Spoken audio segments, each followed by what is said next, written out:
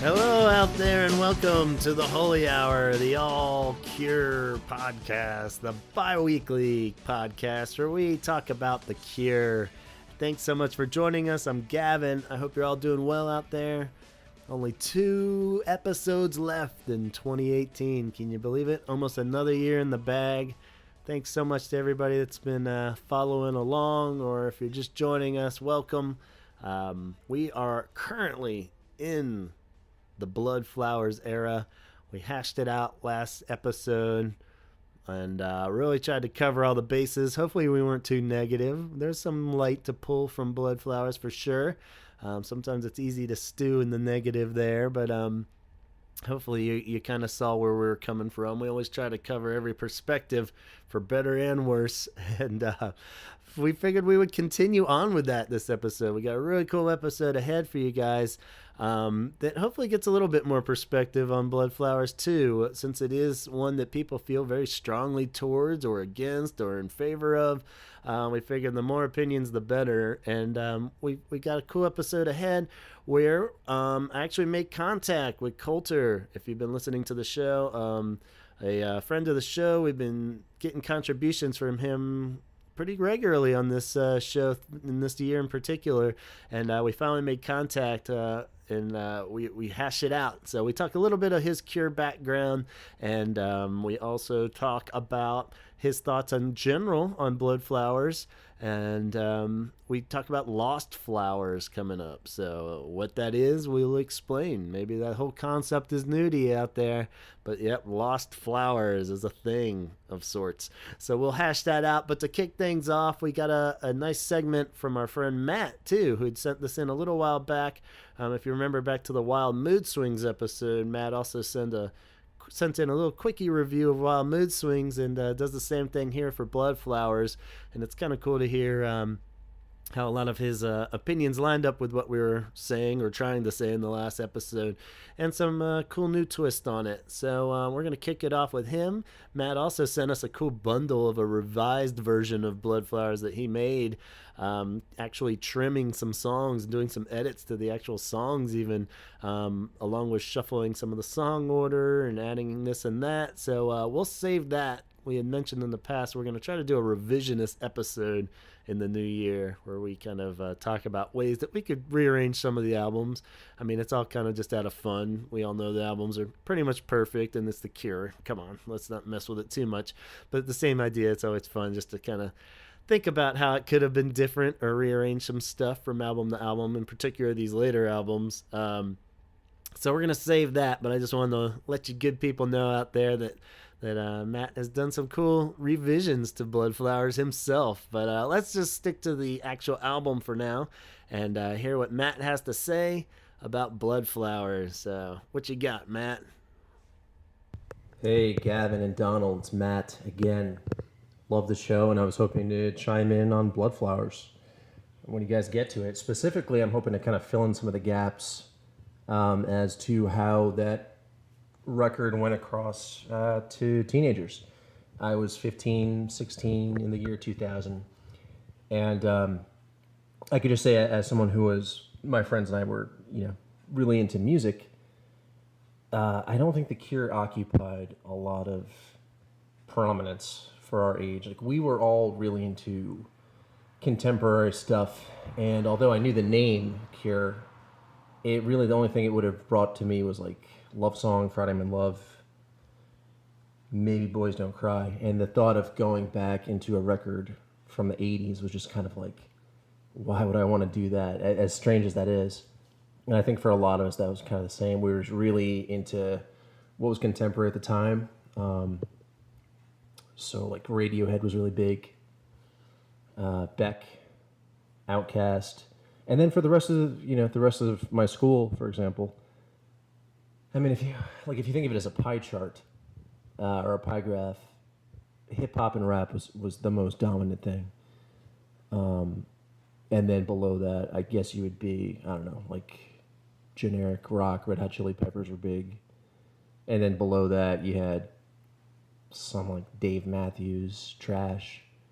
And then, I mean, like if you get even more into the specific genres, like goth kids who this, should be aimed at, they were more into Marilyn Manson and Korn, and like Limp Bizkit, System of a Down, that kind of a thing.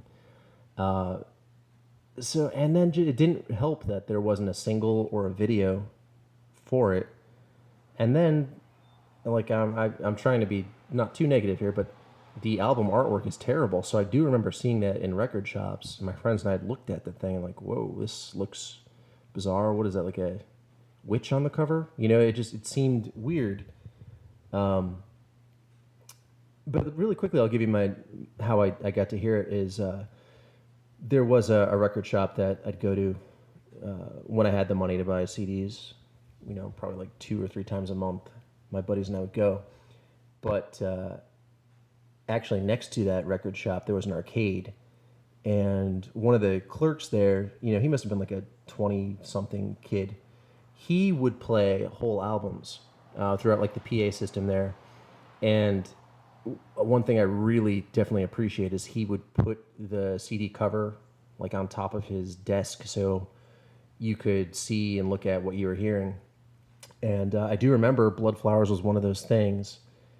So I absorbed it, but it didn't really stick out, although I want to say, and this is like 18 years ago, so my memory is foggy, but I do want to say I remember hearing Watching Me Fall, and that being like, okay, that's interesting. But then we'd go next door into that record shop, and you'd look, and Bloodflowers was on like their top 40 wall or whatever. Like, I think I looked it over one time, and like, oh man, 9 songs on this thing? Really? Not worth it for me. So, yeah, just the artwork was terrible. No single, no video. They didn't really make it accessible for non-fans to check into. I really think you had to be a fan at that time.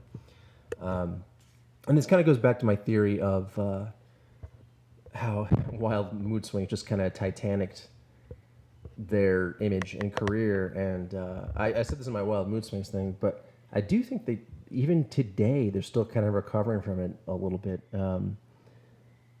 And yeah, I'm trying to keep it positive, but I think while they course corrected from Wild Mood Swings, they went too far in a way. Like I think Robert just kind of laser focused on what the Cure is supposed to sound like.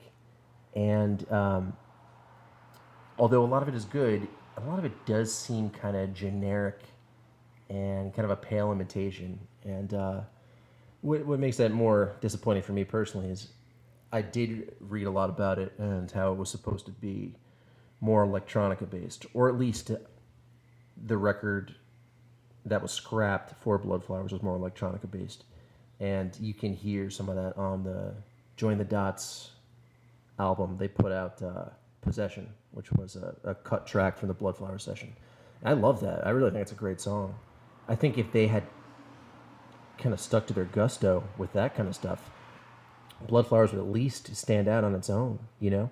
Like when you try to put that in that trilogy mold that Robert talks about, where it belongs with Pornography and Disintegration, both of those albums were just so unique and stood out. And this doesn't. This just doesn't, in my opinion, doesn't belong with those other two. Yeah, they should have gone with the electronica thing. I just think it was like a logical progression. And Robert has said in interviews that, you know, Bloodflowers focuses on getting older, age and maturity. Well, how you represent that with the compositions is, you know, doing something different. I'm trying to, okay, I'm being a little too negative. Let me get some positive here. Okay, I like 39 a lot. I think that's a strong song. Coming Up was a really good song. And that's strange that they cut that for the US release. I don't know why. If you guys have any insight to that, please shed a light. I haven't found like any reason looking online why that was cut. So I guess it was on the Australian and the Japanese version. Which is weird because, again, it's a good song. It's strange. But I love that a lot. I like Last Day of Summer. Really good. I do go back and forth on Watching Me Fall because I love the riff. And if you watch the trilogy video, Perry just plays the shit out of that, and it's a lot of fun to watch. But yeah, maybe if they just cut the third verse, edit it a little bit, you know? The Loudest Sound is good. It's a little sleepy, but I kind of like that. And then the title track, I like the lyrics behind it, but I don't know, there's something missing. But I know you're going to think I'm negative based on all that, but I do think it's actually aged pretty well. And I would say, actually, out of all their albums kind of post Wild Mood Swings, this would probably be the easiest one to fix. Like, if you had just, it is like a little fan fiction-y, but if you just change the album art and take out There Is No If, maybe take out Out of This World, throw Possession in there, throw Coming Up. I mean, that would go a long way, in my opinion. So yeah, when it was contemporary, when it was new, it just, no one my age, I thought, really gave a shit about it. And what's sad is that the one album that people did give a shit about was the self-titled in '04. I feel like by that point, my friends and I were in our 20s, and that did cross through. Like, I remember hearing End of the World. I heard that on radio, which is crazy to hear that, like, a contemporary release from The Cure, who had at that point been around for, almost 30 years, and hearing a new song on modern rock radio was really cool. It was cool to see them have this kind of like renaissance a little bit, even though that's probably their worst album. And I don't look forward to when you guys get there, because it's just, there's really nothing good to say.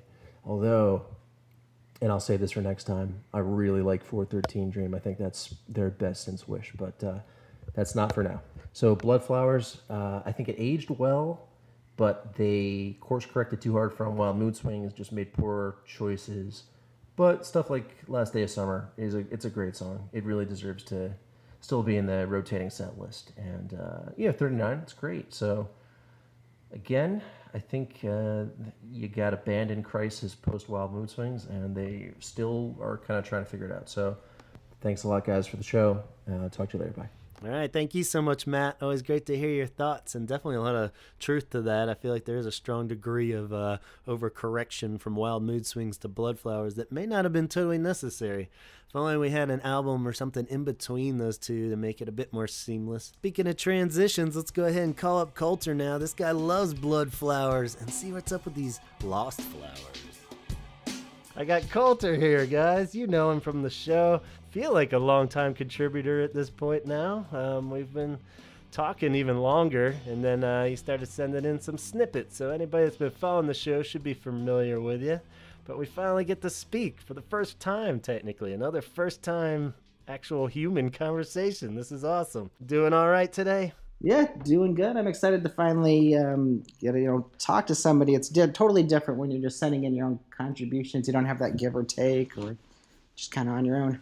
Yeah. That's, I'm always trying to get as many people out there to send in any like random wandering through the woods in your own mind Cure thought, but at the same time, I think that's probably the hesitation factor. Of people are like, well, what? Am I supposed to just like babble about the Cure? And takes a special kind of person like us that does that, but eventually you got to just have a conversation, right? Yeah, for sure. So we're taking it to the next level now, so thank you for being on board. And we got a great episode. As you guys heard last time, we are in the thick of Bloodflowers, and we figured we better pull in a Bloodflowers expert, right? So Coulter holds Bloodflowers fairly dear to your heart, right? You stand by this one. Yeah, it's always been one of my favorites as I initially got into the Cure. It's just one that I kind of sided with and picked as one of my more favorite albums, especially as I was, initially getting into them. I had a hard time with certain albums like Wild Mood Swings or the self-titled, stuff that Donald kind of still has an issue with, but I opened up to them. There's definitely ones that it took me, especially the self-titled, took me a long time to get into, but for whatever reason, Bloodflowers was just always at the top of the list for me. Yeah, awesome. That's cool to hear, because I feel like hopefully we didn't give it too harsh of a rap on the last one. We went back and forth, and it's yet to be released at the time of recording this, but a lot of mixed feelings on our end, so it'll be good to hear some extra perspectives on this one, and because I know it's one that people tend to go a lot of different ways on their opinions on that record, and but just on the top, how long have you been obsessed with these guys like this? Like us? How long have you been in the nut farm, as I like to say? That's a good question. Honestly, I want to say 2007 or 2008. I was working at a school pretty close to where I lived growing up, and met a guy there named Jason, and me and him became friends. We're friends to this day, and he introduced me to them. He made me, I can't remember if he made me all the albums at once, but I was like, oh, this is a lot of material, a lot of albums. Yeah. And I think what I latched onto first was because you figure, especially as somebody new to a group, like the greatest hits, and he had given me one, and it was like that bonus disc, like the acoustic version of the hit, and I thought that'd be cool, like an acoustic songs, greatest hits. So that's where I initially got into them. I was listening to that, and just over time I started to get into the different albums. Yeah, they're great samplers that way, where you can, like I always say, the singles really rope you in, and then you can be like, oh, okay, this one, and then you can kind of go, greatest hits always gets the bum rap that way, but at the same time it is a great way of kind of just getting the overview. But that's cool. I like the idea of hearing them on the acoustic thing first, or maybe not first, but that's the one you really latched on to. So well, it might have been it's kind of cool. It might have been at first. I feel like the episode where you were talking with Clark, you guys made a good comment about, to them it might not have been their greatest hits. Maybe Robert would have picked something different, but it is kind of a good starting place. Yeah, just because it's kind of the ones that are the most accessible, I think, to, And then, so when you really started digging in, did you kind of like keep it in order? I was like curious of how people did like start to backtrack, or did you kind of like just take out albums as you found them and like, oh, okay, and we're able to piece it together?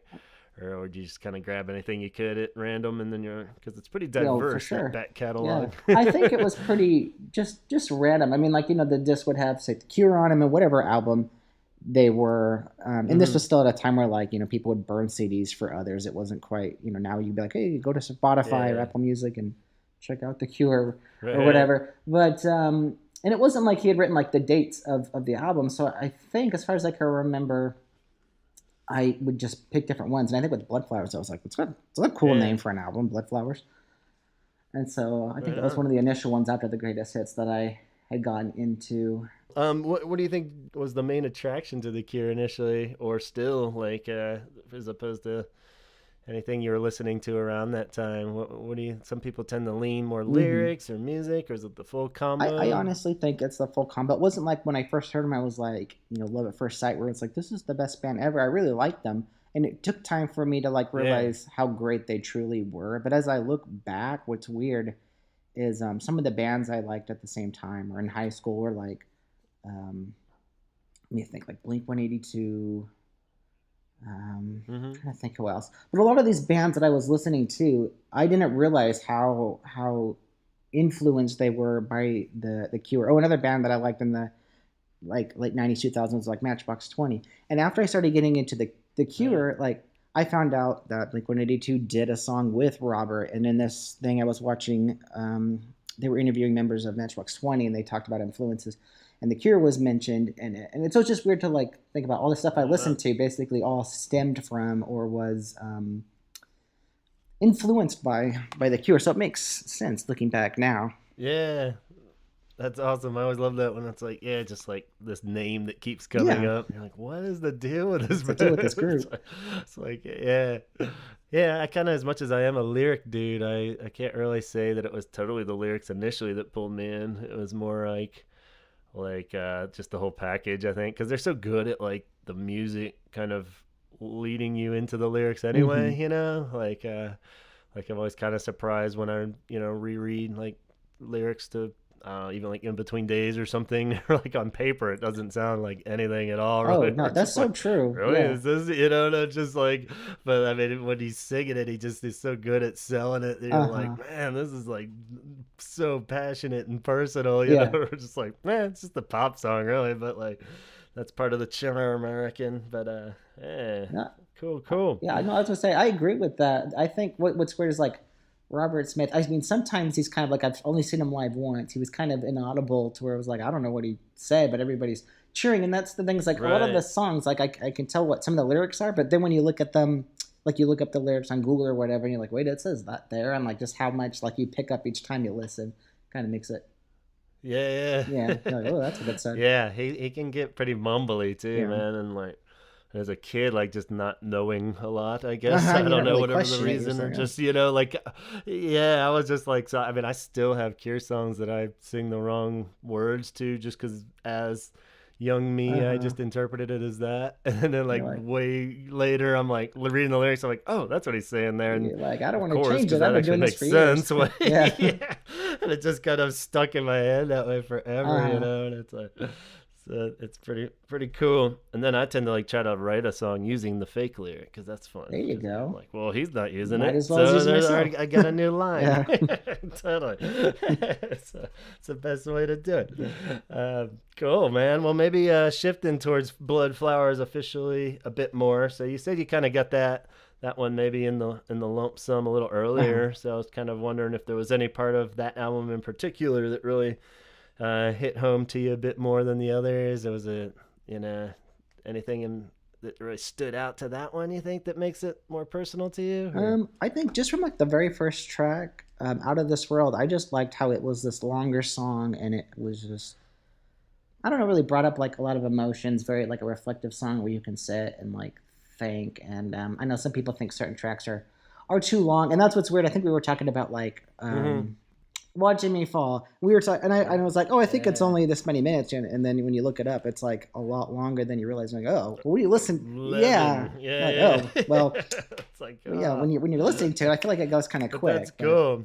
But Yeah. Well, that's good. Yeah, because that's what I was saying. Like, yeah, it's a little unfair. You haven't had a chance to hear the one I'm currently mixing right now of Bloodflowers, but I know. but yeah, we definitely go on about like the length of the song and that one in particular. Some are too long. and it's just. Yeah, I feel like that one's, and we'll get into it when we talk about some of the demos and stuff. But yeah, it's weird because the Cure's so great at like making time fly, like because they have done that in the past with songs that are like so long. Like I feel like great examples of like Bear, I feel like is an That's amazing a great song, a great That one's last long as song hell. on an album. Yeah, I But love I think it. songs like that, And songs like that, and songs like "Watching Me Fall," like when you listen to them by themselves, maybe you just have something on shuffle that comes on. It seems like forever, but I think collectively, when you listen to the album, you don't really look back and go, "Oh, that one song was that much longer than the rest." I guess they kind of like flow. Well, I guess we shouldn't tell these nice listeners out there what we're actually looking at tonight. So we're looking at Lost Flowers this time, and some people might be, what is that? Is that even real? And again, this is one of those episodes. Maybe it isn't. I don't know, but it's one of those things that's floated around out there for forever. It seems like, and it's collectively the demos and outtakes of Bloodflowers era, much like Music for Dreams was for Wish. And you could probably buy some bootlegs. Do you have an official like purchased bootleg or anything with the ones you had on it, or was it something you just kind of pieced together from the internet? Yeah, just the internet. Yeah, so that's what I had, and there's a lot of variation on it. Like certain songs have different names, and we'll go through that. We have a track listing that we put together. We also put a few of like the outtakes that ended up on like Join the Dots and a few of the remixes from the singles. So we're gonna try to give you a quick rundown on all these guys and give you our 2 cents, and in the conclusion, maybe say should any of this ended up on the actual album, and should it not have, and all that kind of good stuff. Maybe we'll throw some sound clips in there too, so people can reference. But most of these you can find some version at least on YouTube or just out there. So we'll tell you where to go if you haven't heard any of these, and if you are familiar, then you'll know what we're talking about. So let's take a look at Lost Flowers. So this might not be any kind of official track listing of anything floating around out there, but this is the order we're piecing it together in. So all right, so you ready to kick this off? All right, let's do it. First one I had on the list was a lot of these are just instrumental versions, so there's not really heaps to say on them, but first one was Where the Birds Always Sing, instrumental version. And which is kind of unfortunate because this was one, aside from the length of Watching Me Fall in the Bloodflowers episode that we just posted or about to post, I was kind of harping on this song for some reason. I never used to have any real problem with it, but I don't really like this song that much. And then And Chaz really was like, that's the one that I really like on this album. Of course, Donald hated it, but where do you stand on Where the Birds Always Sing just as album version? For the album version, I like it. I could see where some people might think it's kind of bland or it doesn't really lead anywhere. I'll say it's not one of my more favorite ones. That was my. But I don't know. I like it. Yeah. Yeah, it's cool because, like I said, I think I said in the episode, like I like the pieces, but I just didn't like the whole. You know what I mean? It's just like you said, it just kind of doesn't really go anywhere. It doesn't really build up. Yeah, I like it as a more mellow song, but yeah, it definitely doesn't really have that build up. I'm one where like it's hard for me. Like if you look back at one of my first things I sent in, it was torn down, and I re-listened to it. I'm like, okay, I got to be a little bit more critical. I don't quite have the balls that Donald has, where he's calling out Robert, like, what, I'm just like, it's all good. Yeah, it's like, I had a message on the Facebook. It's always like, you called him a motherfucker. It's like, well, that's Donald. he'll call Robert Smith a motherfucker. I don't know. Just the way I think it's good to be critical and not just like praise everything, but I don't know. It's tough. Yeah, but yeah, so this song, I feel like it kind of sticks to it. It just kind of does sound like an instrumental version of it. So there wasn't too much that really pulled me in or pushed me further away or anything from this instrumental one. But so yeah, hard to say. Did you come away with anything different from the instrumental version? Not really. I felt the same. It wasn't too different. Great for karaoke, but otherwise, pretty much what you would expect. Yeah, sure. What do you want to do for karaoke? Where the Birds Always Sing. Yeah, that'd be a strange karaoke choice for sure. Cool. Well, maybe let's launch into one of the weirder ones then. Coming up next is Lost Flower 1, which I had as a file, but it turned out to be Just Say Yes, actually. A prototype demo version of Just Say Yes, which would later appear with Cut Here on the Greatest Hits, and the one with the duet and all that, and took me a bunch of listens to catch that. Actually, I felt kind of like an idiot for not like officially catching. I was like, oh yeah, let's Just Say Yes.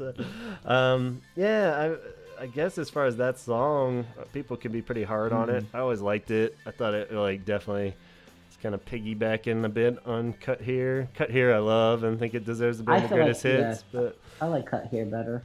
Yeah, I felt like this was like, it's a cool song and I don't have any problem with it, but the fact that it is on the Greatest Hits is a little weird. It's one of those ones where I'm like, I don't know if it's quite with those, but why not? Whatever reason to get a new song. I have no real complaints. Yeah, so but this is like a slower, it definitely has a different feel. Tempo. And it feels more Bloodflowers. I totally agree with that. I was thinking, if they had this version, produced a little bit more. I do like the raw feel to it, and they just had Robert. I think it would have been a good track for Bloodflowers. Yeah. Yeah, and there is another demo floating around out there that is just all him singing it without. I think that's on the Greatest Hits Rarities. Like, it was released online only, I think. Oh, wow. Do you have that one? Yeah, I didn't. No, I don't have any like official recording of that. Yeah, that would be awesome. I saw the video, so I did like a kind of stripping of audio from a YouTube clip, so it's all really crappy sounding, but it works. I'll get that to you. But yeah, if you have any good quality, that would be great. But so that one's out there. This one's kind of cool. Like I said, I kind of dig the song, but don't love it. But I thought this would have been kind of cool to hear, like that version with vocals, like you said, would be pretty cool. But I don't know, because I initially was like scrapping this one too, because people kept saying that, and I was like, oh yeah, wait, that is that Lost Flower 1. It's the same thing. So if you do go punch it in on YouTube, I don't know if anybody else really had these numbers. I don't know where the hell I got that from. I think but I've when seen I got that. The file, they were just... No, I think I've seen that the lineup you have. It might have been like Discogs or whatever that site is. There's some bootleg put together. I had somebody that posted it in some whatever folder somewhere, and I just snagged it and ran, But third one, Out of This World, which is the actual lead-off track of Bloodflowers. There's an instrumental version. Kind of feels exactly like it, but it has some different... It doesn't have any piano on this one. No, I don't think it does. So that was kind of cool. And I was a little torn on, like, I like parts of Roger's part on the piano, but the frilly little... where it goes up, all the way up, I think, So, I'm always a little torn on that. It's nice, it sounds good, but it's almost a little too fancy. Yeah, I feel bad kind of bashing it, but on the right day, I love it. But I kind of like this one that it had it more guitar. Yeah, a little bit more just so acoustic. Would have been kind of cool just to hear it. Mm-hmm. Yeah, especially for how many remixes and crap flying around out there that are like pretty much the exact same thing. It's like, why not have a more guitar one? That would have been kind of cool. But yeah, that's one of my favorite songs out of this world. I like honestly, like, because I play a little bit of guitar. You know, usually when you pick up a guitar, there's a certain song that you immediately just start messing around with. It's like your go-to song. For me, it's that one. Like, I just think it's like the chords aren't too difficult, but it's also kind of a unique chord progression to it. Cool. Yeah, I never actually strummed along to that song. I'll have to give it a go. It does seem like a nice, very pleasant strum. For sure. I'll have to try that out. Yeah, let's go. Let's move on. This is the first taste of one of the highlights of this whole Rarities mix is Spilt Milk, but this is the instrumental one. So, Spilt Milk instrumental, which has crazy horns on it. The song will come up again later with lyrics, and then come up again later as a whole different song. Different lyrics, yeah. So a little foreshadowing there, but this is yeah, it's got these weird horns on it, which is really weird. It's kind of like Wild Mood really Swings. Peppy. The horns, you know, kind of reminiscent of that. And I think it must have been in like the early sessions of recording this or something, because I found that like it was in those like descriptions of they went in to record it. It wasn't the initial idea to go full on trilogy Bloodflowers right off the bat. So they started recording, and then he scrapped a few songs because they were just didn't fit the mood he was going for. And I bet this must have been one, because it's like a cool song. Like we'll talk more about it when it gets to the lyric kind of more finished version, I think. But I like it. I love like just the feel of it. It's poppy, it's fun. But yeah, it would have stood out like a sore thumb on Bloodflowers for sure. Especially this version. Yeah, this one's like it almost sounds like like weird, like almost like out of tune hits and stuff. Like it was almost kind of like the a little of like that feel of like Exploding Boy that has that like some like dissonance kind of thing going on, you know. Yep. Yeah, so it's cool, but it's like definitely out of character for the album for sure. But, yeah, but fun. It's cool. It's a good fun deal. But more on that one later. Spilt Milk instrumental. Any other thoughts on that one before we move on? No, I think we'll definitely get to the more comments as we get to the finalized versions. Yeah, cool. All right, next track, Watching Me Fall. It keeps coming back. This goddamn song. That keeps on giving. Yeah, sure. But I do technically want to like this song. That's the problem that really conflicts in me, because I put it on and I like it every time. I'm like, yeah, this song's cool. And I start singing along. I like the words. I like the guitars. And then, just around that, like, 7th minute, I'm just like, all right, man. Like, I'm done now. Let's wrap this thing up. I don't know. Yeah. I wish I could just hang in there, you know. Need an intermission. Like I said, I'm not like... Potty break in the middle or something. Yeah. And I'm not the kind of super ADD dude that, like, you know, I like long songs and long movies, so I can't hang in there. But yeah, it's like, so I don't know. But this version, the instrumental version, is 2 minutes shorter, takes it down to 9 minutes, and it feels pretty good. I kind of feel like maybe if they had kept it at this length, I might be a little more on board with it. But it does not have vocals. But again, another fun karaoke version. If you're going to sing Watching Me Fall at karaoke night at TJ Yakadoo's 30-cent wing night, I'm sure the crowd would go nuts. I'll give you a couple minutes. By the 10th minute, I think they're going to ask you to leave. Yeah, they're like, all right, man. You got to go. Come on. Yeah, how do you feel about it instrumentally? Did you hear anything?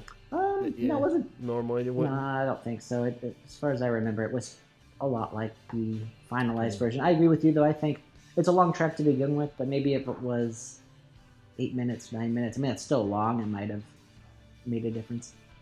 Yeah. I like that Robert Smith had a quote where he acknowledged it at least, and he said we did try to trim it. I wonder how long it was initially. Right? Yeah, I think we did trim it. I think he was saying he was trying to trim it, but yeah, like initially it was 20 minutes long. It's like, Jesus. Like Carnage Visors or something. Yeah, almost at that point, he might as well have gone the full 9 yards with it and just fucking do it. But yeah, he said even the finished version, he tried to trim that down, but it said it never really felt right every time they would make a cut. So they just kept it at 11 minutes because it felt most natural that way. But I don't know. Seems like something, but who knows? Why question genius? Exactly. And that was like my bottom line main complaint was that it was fine, whatever, do your long ass song, but like don't put it as track 2 on the album. I know it is pretty early. That was like, yeah, it's like, come on, man, don't put it like right there. So, but I won't rehash all that. So, track 6 on our list, Lost Flowers 2. So this is the first of like 2 slower piano ones. And I don't believe this one came up. Oh, could be Going Nowhere, I thought maybe, but maybe not. I didn't feel like this one really matched the same parts or the same recordings I found. So I think it's just like a slow, weird piano song. Did you have anything along those lines that you compared to one that had a name? I think if it was that slower piano one, it might have been that You're So Happy, which that song supposedly like there was lyrics put out there. Yeah, because that's a weird story on that. Yeah, like that's just a fun. It was this like fun Cure experiment. If anybody has a bored YouTube night where they're hanging out, so I guess we'll address that. Yeah, You're So Happy is some song that has a YouTube thing, and it's like a slow, very Cure-ish sounding song, but some guy's singing it that's definitely not Robert Smith.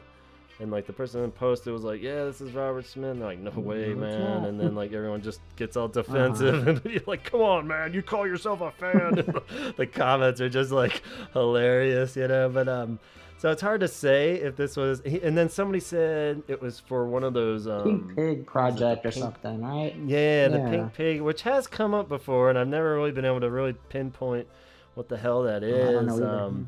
I think they normally just cover Cure albums. I think it was some kind of thing where people would like bands, like one of the guys on the covered album, I think the song they did, Bloodflowers, for the Pink Pigs. I think it's something some website just put out and got like people's like unsigned bands or whatever's Cure covers, and they put it together as a project, probably for like a charity or something. And so somebody said that in this one he took it like to the extreme kind of thing where he found some like the person eventually was like saying it's not Robert Smith singing and it's not a Cure song, but it's his lyrics from an unrecorded, which it's like, well, I don't know how the hell you prove that or not, but so apparently there's some grain of actual song in there that some guy took some lyrics and made their own song. I don't know if it was supposed to be based on a melody that they had heard from a demo, but yeah, the song was totally not a Cure song in any way, but not bad. It could have been a good decent. It was just it was very acoustic-y on that recording. The YouTube one floating out there for You're So Happy is just like a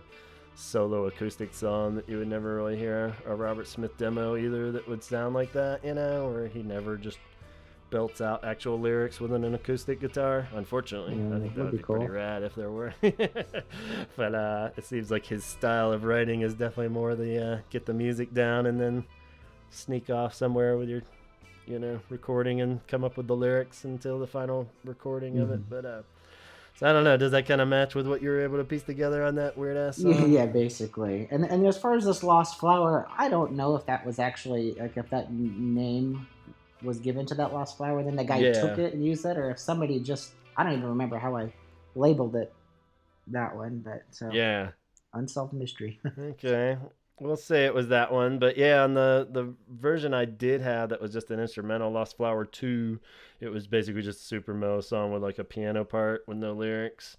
I thought it was nice. It just sounded kind of like classic slow piano Cure, almost like a Trust kind of song or something maybe, but just a nice sweet song. So until we go into the next one, 39 instrumental. This one's pretty much exactly like the real song. I felt like agreed. It was just a good rockin' instrumental one, but it was cool to hear though, because I'm down with this song. You like 39? I do. I like it a lot. I primarily, when I was younger, I played bass in a few bands, and I think this is a really cool, obviously repetitive, but a really good bass line that drives the song. Yeah. Yeah, I think it's one of the shining moments on Bloodflowers too. It's very like, just kind of really sums it all up, and is like a good aggression song for Robert. Mm-hmm. Yeah, really liked it at the live shows too. It's just one that they translate well live too. You know, always sounds good.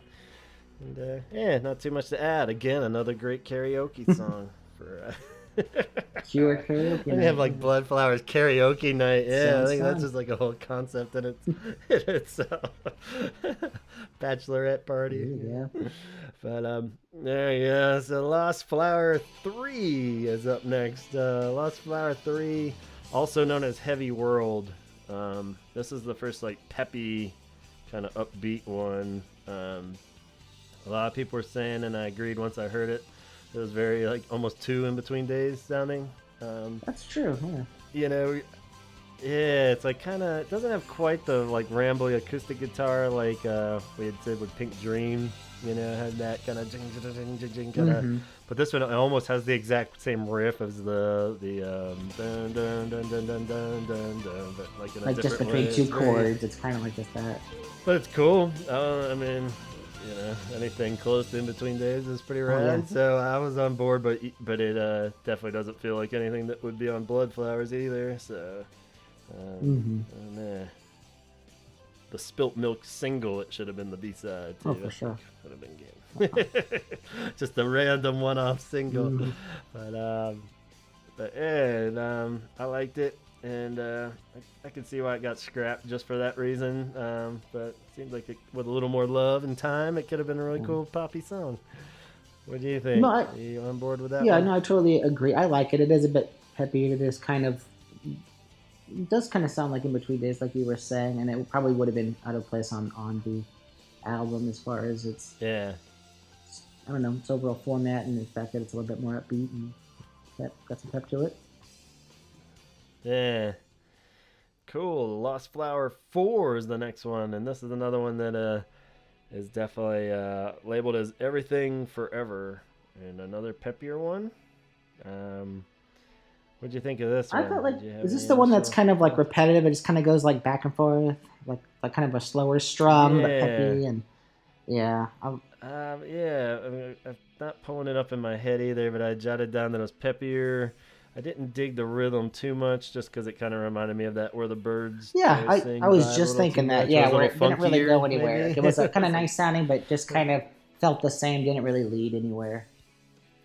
Yeah, so it's probably funner to play Yeah. than actually listen to. You know, Yeah. it's like jinga jinga down, ow, ow, ow, ow, or something. Mhm. It's like yeah, there you go. Yeah, you know, I think So, too with some of these, like this track, for example, I think if this came out like as a demo with the album, you're like, nah, this is whatever. But when you find it, 10, 15 years later, you're like, this is awesome because, I don't know, it's something new. yeah.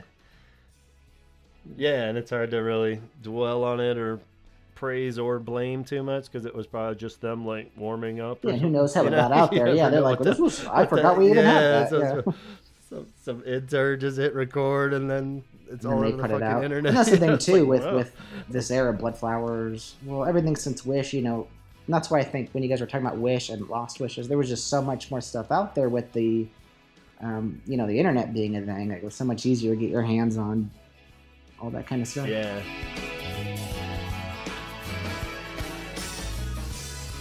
The next one's recognizable. It's There's No If instrumental version. I wrote down that it had a weird intro on this one. Oh so yeah, it like the wasn't quite sound was kind of same. different. Yeah. So yeah, so this one's like definitely not just a second take where they didn't have vocals yet, but this was definitely a whole different feel in a sense. Maybe some different instrumentation, Yeah. but I didn't really write out what.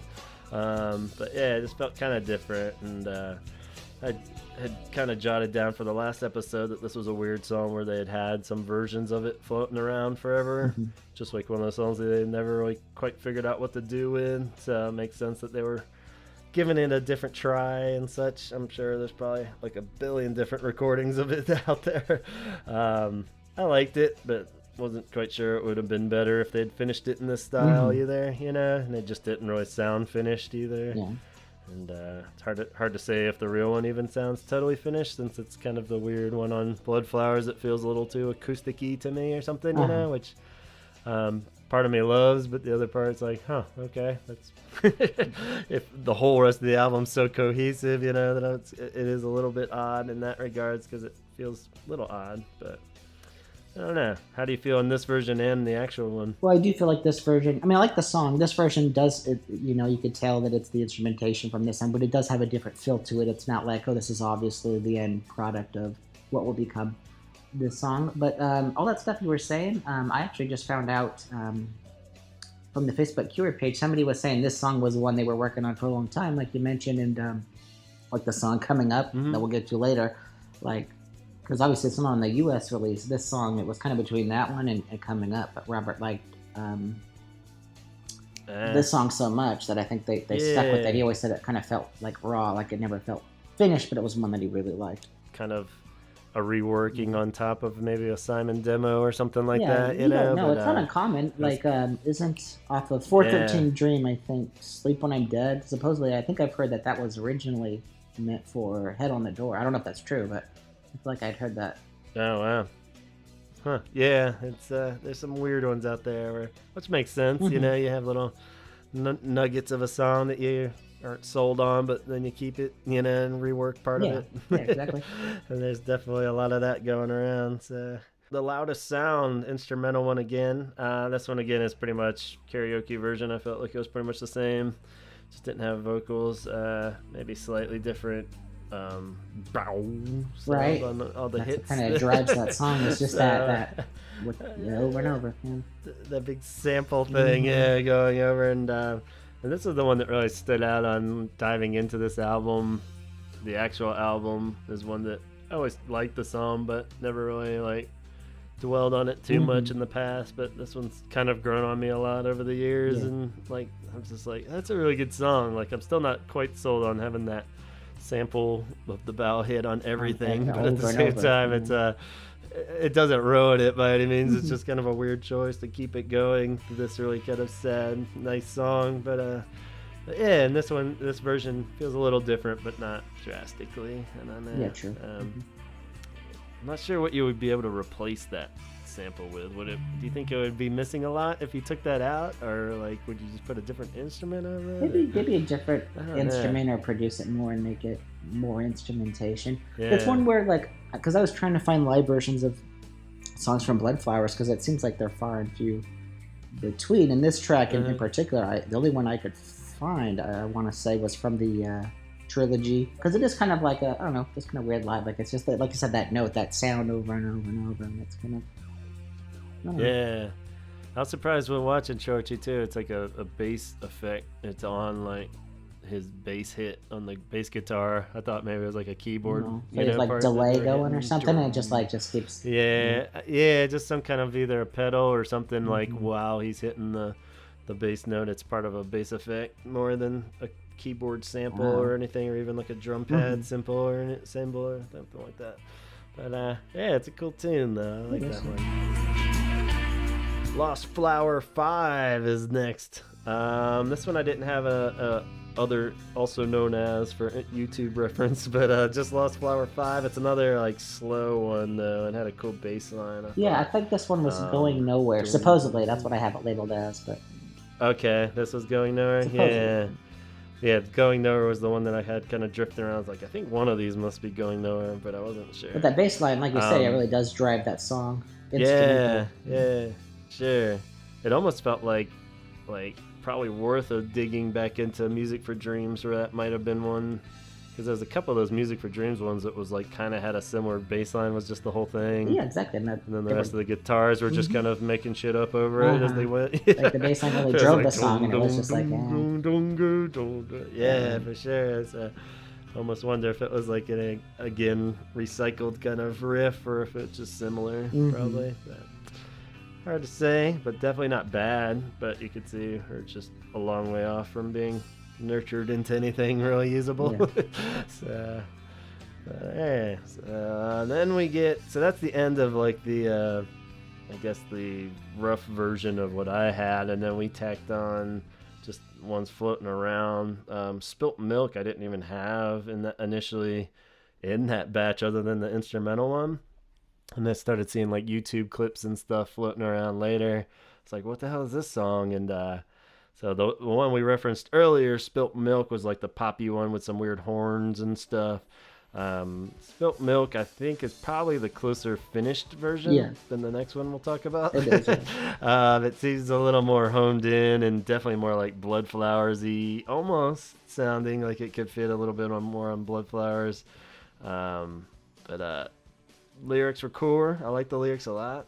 But yeah, I really like this song. I've been listening to all the versions constantly in the past couple weeks. But I think everybody's kind of on board for this one. I don't know. You a fan? Spilt Milk, though, that's one of my favorite songs. I feel like it should have been on the album. I really like it, and it's just kind of like lyrically. To me, it seems like it's about like don't cry over spilt milk. Like, what if I did this? What if it was this way? And really just being like, I think for Robert, it was probably like thinking about like how things could have been different if he went a different path, and so yeah. It's a great song, though. Yeah, it's a cool. It has good lyrics, sure. And like, and it gets a little edgier on this version for sure, and like, just sung really well. I would love to hear like a really well produced version of it. I feel like my MP3 is still a little like kind of crappy MP3 sounding, Maybe someday we'll get that. I mean, the Wish reissue hasn't come up, but maybe in 100 years we're in the ground. It's like, as much as I'm waiting for that Wish one, I'm like, by the time they get to Bloodflowers, Jesus, it's gonna be like 2029 or something. So my kid can play it to me on my deathbed, or like it finally came out. I can go now. Here's spilt milk. Yes. I'm like, that's Ching Chang Chong. You're like, no, Dad, this is. God damn it, son, that's Ching Chang Chong. I know when I told you about that track, you're like, that sounds a weird name for a track. Yeah. I guess segueing into the next one then, Ching Chang Chong, which I was like, no way. Again, when you said that, I was like, there's no way. There's a Cure song named Ching Chang Chong. Racist or something. Yeah, I know. I couldn't even. The whole reason of not even trying to include Donald into this episode was because he would never be able to get past that. It'd be the whole 2 hours on Ching Chang Chong, right? Yeah, he would just be ripping on racist jokes and who knows. Well, I guess you better explain it real quick so people aren't like, why would they call it that? I mean, like, Ching Chang Chong is basically paper, rock, scissors, is my understanding. That's just their version of the game. And the lyrics from that version are basically like you're leaving everything up to chance, and one of the other lyrics was like, what was it, 7, 8, 9, or basically like giving somebody just a couple of choices, and it's like, you give me the stupid choice. I'm like, you shouldn't leave things up to chance. Basically, is what I got from it. Yeah, that makes total sense. Yeah, so rock paper scissors, and like, and he mentions the and just the whole. Yeah, I think he even says that in there, and like, yeah, it's weird because it's like, it's good again, like in a whole different way. Like I've again felt kind of dumb on the first few listens. I didn't even realize it was Spilt Milk. I'm like, this sounds familiar, but it like, is it's different catchy enough. shit. Yeah. And I love it. Yeah, I mean, it's like completely with the different horns lyrics. and just the horns are back. Yeah, because on Spilt Milk, I think they're maybe pulled all the way or just super low. I don't think and they this are one they're on that. low, I could be but wrong. you can. Yeah, but you can definitely hear them a bit more on the Ching Chang Chong version, where it sounds a little bit more like that instrumental one. And like you said, the lyrics are like good, but they're definitely more in that like kind of goofy, like almost Friday I'm in Love, play on words kind of way and stuff, which definitely further alienates it from anything Bloodflowers, but still cool, like smart and funny Robert Smith pop lyrics, or it was like. It's like, think of a number between 1 and 3, and that's what it was. Think of the letter between T and V, and it's you, and all that, like kind of thing. Where it's just like, definitely nothing super deep, but at the same time, very clever, very and original. fun. Yeah, so it's hard to say which one I even like more. I think like Spilt Milk works better because it's a little more polished and put together. It's hard I to think, differentiate. But at the same time, I really dig this, and that was like a cool find. I was like, I never even knew that was out there. What the hell else is out there? I know, you never know what's out there. It's so weird, but and it's just cool that like very rare that they're both very complete, even though they're like rough versions. You can tell, I mean, you really could have just done one more take and mix of these, and like I think they would have been really. Yeah, so if anybody hasn't heard those two, definitely check them out for sure. We'll put a playlist together on the Facebook page and check them out there, or just type it in on YouTube. If you get down that rabbit hole, they'll pop up pretty quick, I think. But so yeah, pretty awesome, and thanks, man, for enlightening me on Ching Chang Chong. Ching Chang Chong, my favorite Gear song, right? And then, yeah, he says it at the very end too. So tell Jack and Ching Chong, and that's how it ends. So we'll have Chaz make the T-shirt. I don't think anybody would get it though. Yeah, Ching Chang Chong T-shirt. I love it. Definitely the Ching Chang Chong T-shirt. That'd be awesome. Well, yeah, Ching Chang Chong and Spilt Milk, man, definitely highlights, I think, for this whole deal. Yeah. But we got a few more, and these are some polished ones to throw at you guys out there. We got, you ready to join in the dots now? Should we join the dots? Possession is one that appeared for the first time, I believe, on Join the Dots.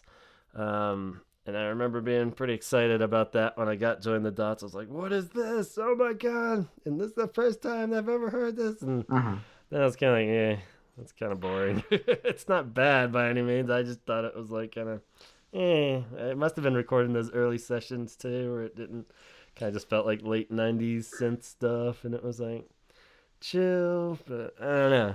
I feel bad. It's like one of those ones I only bash it in the sense that I can never really like get it stuck in my head or anything, you know. So no, I feel the same way. You like that one? I'm starting to like them more as I'm listening to them, but for that, for Bloodflowers being one of my favorite albums, like I would have thought these songs would have been equally as good, but I had a hard time getting into them, and I guess essentially they're not B-sides. I mean, no single was really released, but I just never really could get into them. Yeah, it's a little strange, and for how guitar-y Bloodflowers is too, this one's they're like not just really very synth heavy, and it's just like, I don't know, it just kind of sounds like more than this. Oh, the X-Files soundtrack, like yeah. Yeah, it felt like a lot like you know, that. Just, Then there's the Oakenfold mix of Out of This World, which is just kind of a very torn down, mixed up feeling remix. I felt where it was like cool, but it's definitely got different stuff going on. But I don't know, it's such a not a fan of that one. Organic song. Yeah, it's just got too many. It is different, and I mean. Yeah, it kind of goes back to like Torn Down with some of those where it's just like, well, what's the point of this really? You can't like dance to this, and it's like you want to like the real it, version's it's fine, fine. but you're like, the real version is just fine. It's like everything I like about it is just because I like the actual song. It's not because of anything that's really going on in this mix, Yeah. So I felt like it emphasized the vocals a little bit more maybe on this one I jotted down, so that was kind of cool just because I really like the lyrics and the vocals on that one, but good point. Doesn't really need to be that isolated maybe, I don't know. So there's a lot of cool stuff going on in that song, so yeah, it's good, it's on there. If you're buying Join the Dots, then you're probably on board anyway, and it's it's not a deal breaker. Exactly. So I'm returning this box set. This is I don't like this one song. Highly offended. Yeah, so I think you could get past that. So then we get on to some maybe someday versions, and we kind of went down a rabbit hole recently preparing for this, trying to find some cool maybe someday variations, and I guess leading that off from Join the Dots again was the acoustic version, which is very strange, and I'm glad that I wasn't totally going crazy. Everything I looked up, other people were like, why the hell they call this an acoustic version? There's like nothing acoustic on it, like maybe one acoustic guitar thrown into the other electric that's guitars. That's what makes it acoustic. Right? Just totally sounds like another remix, but it's a cool concept. Did you catch the whole thing? That was like Mike Hedges remixed it, and he's the dude that it's like their first like real producer that did like 17 Seconds in Faith and stuff, so they wanted it to go kind of full circle again, hinting at that this would be the end of the Cure and the last thing they do, so kind of sweet, I guess, but it would have been kind of nicer if he'd done something that was acoustic or not. I don't know. Yeah. So, but and then once you get past that factor, I was just kind of like, it just doesn't really sound cool or any real takeaway from it. Yeah, because an acoustic version might actually have been really cool to hear. Like if they'd done it like the greatest hits, where it was like totally stripped down. Yeah, exactly, You like that. know? That would have been cool. So, yeah. But then I'll be forever grateful because you hooked me up with the radio edit you were able to track down. I know there was like some pseudo kind of singles flying around out there, even though they never said they officially released anything as a single.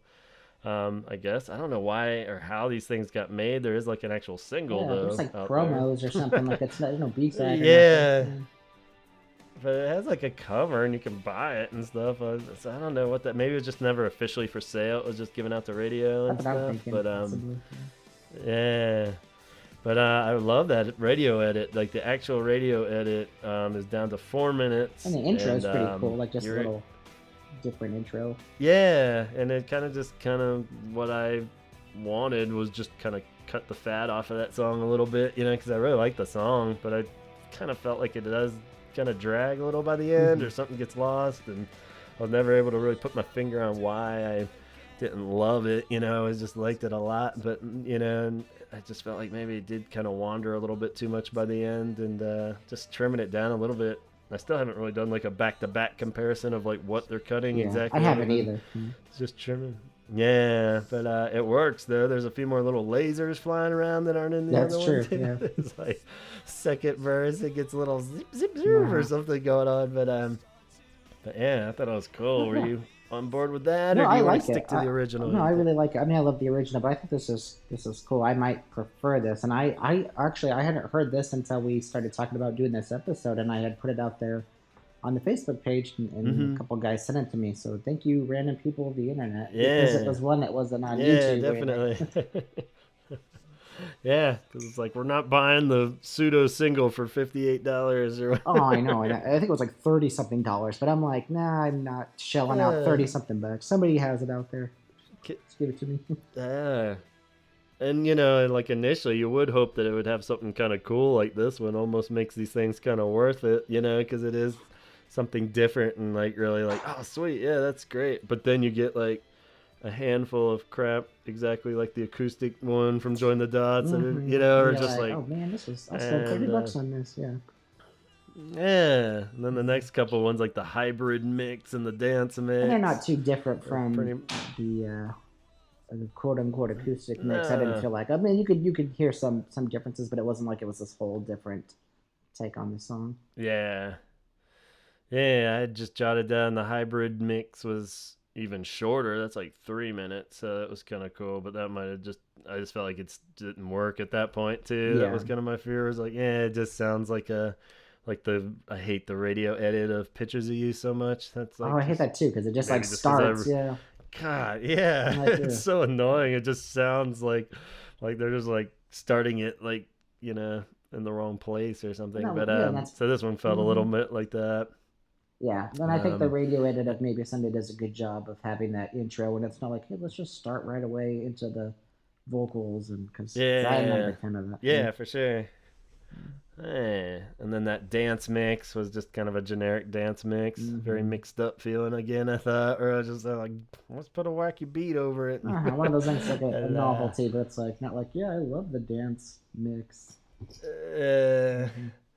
But you do wonder too, like the reissue of Mixed Up, like they must have just known they weren't that good or something. But you would think that third disc of Mixed Up would have had like these and the swing mixes we talked about with like Gone and stuff. Like that's true. There are a billion just like random remixes out there that are never going to be on anything that people can actually hear. You would think it would have made more sense to put those all on the third disc of Mixed Up. But wasn't it the second disc or third disc? I know what you mean. And because I think there's even a song that there's like duplicate, like there's two versions of maybe Let's Go to Bed or something. Like there's like two mixes of like one song. I think so. They must have been like, nah, we're good. We're not going to put.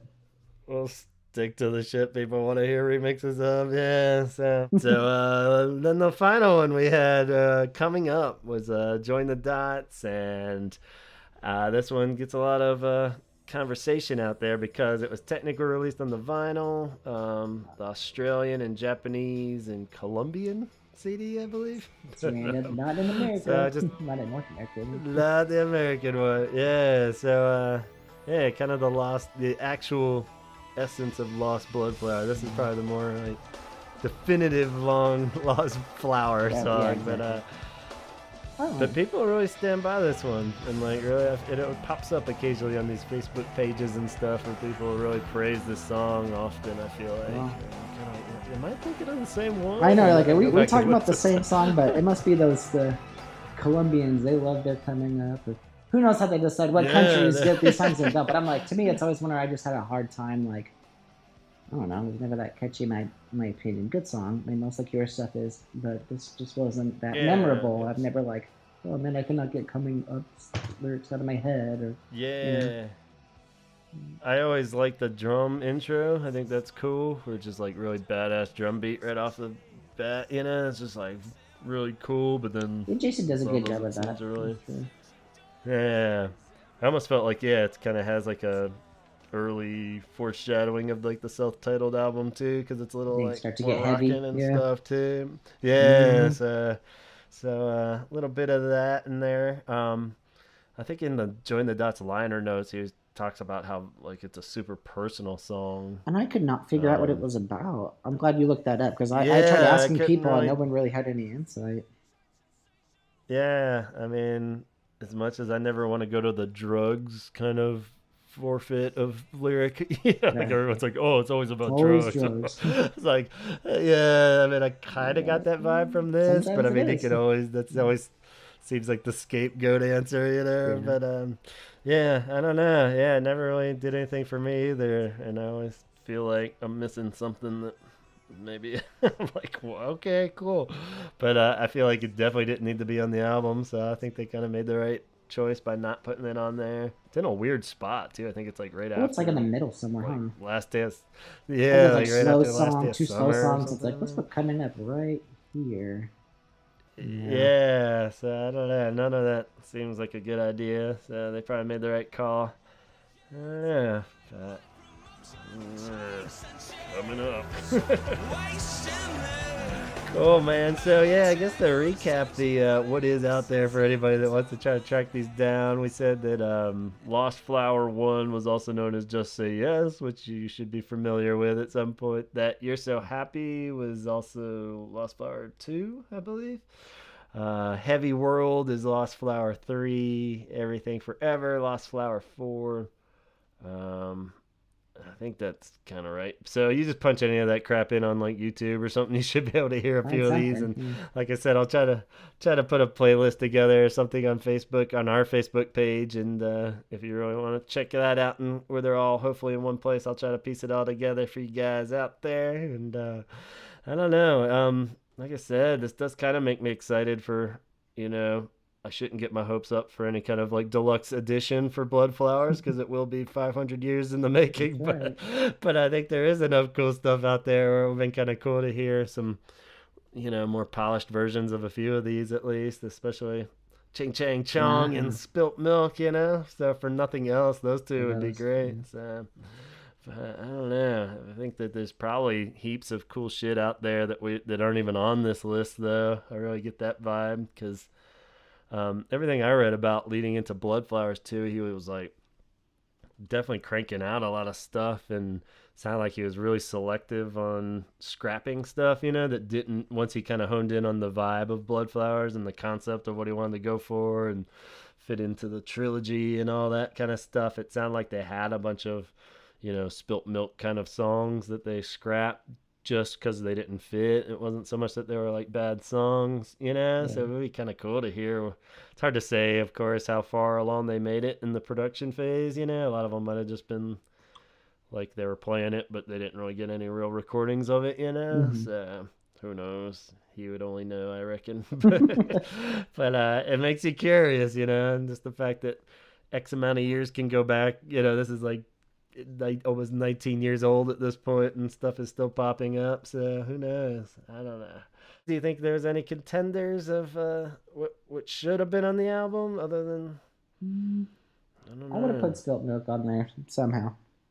And I Yeah, think it, even if you think it. I don't know what I would have gotten rid of, but if you do look on like Wikipedia, I think it said it was like a online only bonus track or something. So I don't know if it was iTunes or Oh, right. how it was originally put, because you can tell it's very produced. Like, it does sound like for the most part, a finalized It seems product. like it's there. Yeah, But, it almost sounds like like just whatever MP3 ended up getting ripped a billion times out mhm. there has just gotten the MP3 wrangle more than like it just was a rough version. It does sound there's lots of cool little effects going on and stuff. So yeah, it should be out there. And then and it was kind of one of our main points by the end of the Bloodflowers episode was that it's a strange album because of that no singles thing, where we love that it's so cohesive, but it makes it kind of like weird in the sense that it, like Disintegration had those huge singles, and if you took those out, you do kind of have a very almost boring album, even. Yeah, exactly. If those were gone. So it's like if you threw Spilt Milk in there, it might just be enough to kind of like put a little more bounce in it, and make it kind of a heavier hit. And if you had like 2 or 3 Spilt Milks, you could really kind of balance it out. Yeah.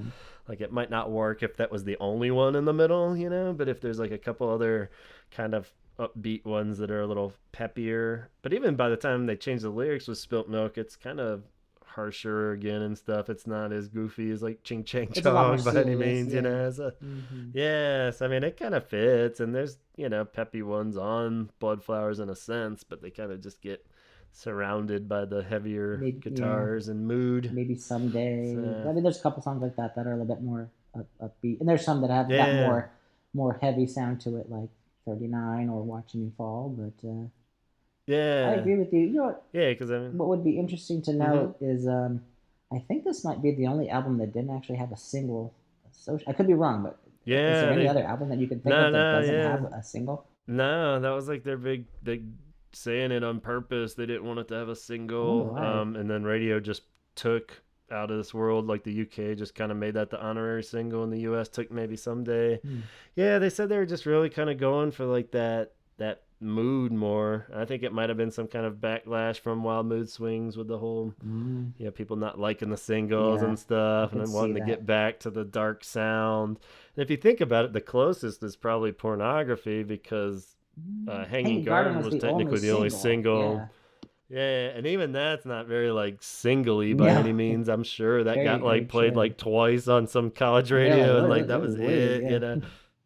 Well, and it is very different from the album. If someone was like, "Oh, I like Hanging Garden," then they listen to Pornography or Cold, they're like, "What is? I don't know about this." It's like, whoa. So yeah, when Hanging Garden's the big pop single, it's gonna be a fucking dark ride on that one. So I mean, yeah, it's strange. I mean, like we said, I'm sure the record company wasn't thrilled with this idea of no singles. I wonder what record they were. It's pretty cool. On at the time.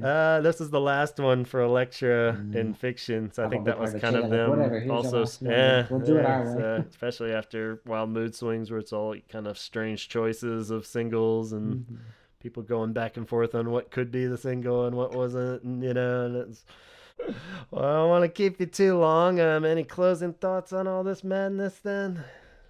No, I think we wrapped it up pretty good. Yeah, definitely. I think as we move on, I'm excited to hear you and Donald rip apart the self-titled album. I will say that was the last album I got into. I had the hardest time. I love it now. I especially love like the what would you call it, the deluxe version that has Treat, Goodness, and Beauty, and just all the different ones. But it was just, what is this? Like, what were they? Were they mad at something? Like, just a different feel. Yeah, I don't know. There's a lot of debates to be had for that too, and I've been so kind of anti it that I'm kind of looking forward to really diving into it. Hopefully it'll turn me around on it a bit, we'll so I think but we're getting towards the end. Just 2 more albums, and it's like we got to wait for a new one before we get to we have to start all over again. There you go.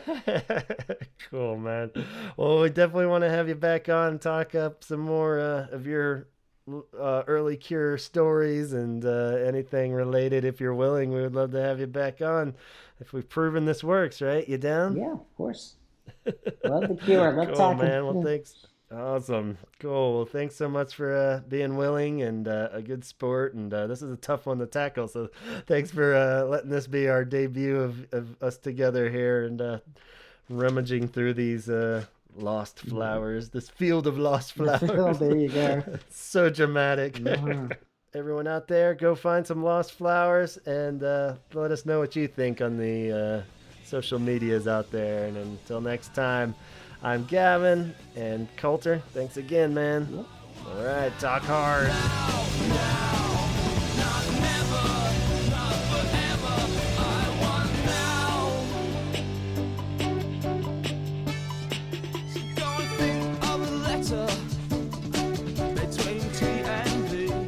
All right, guys. Thanks so much to you guys for listening out there, too.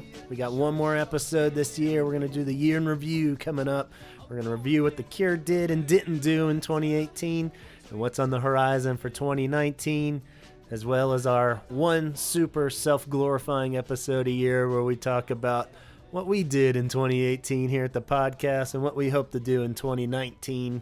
So be sure to chime in, especially if you're getting curious and want to contribute to the show, see what we have planned and how you can be a part of it, because that's the main goal, is to get you guys sending in your contributions as well and hear as many thoughts as possible.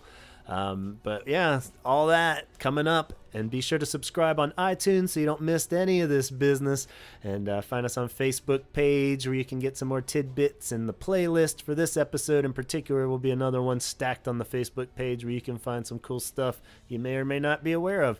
And find us on the Instagram, the Holy Hour Podcast on Instagram. And you know what? Be sure to go on over to 17secondshirts.bigcartel.com. We got tons of cool shirts, hopefully still up for pre-sale over there, but there's always new ones popping up. That's Chaz's website for Cure shirts, and you can also find his Instagram to be helpful in that department, 17_seconds. And yeah, so he's going to have a big announcement at the top of the next episode too, so be sure to chime in. We'll put it right on the top so nobody misses it.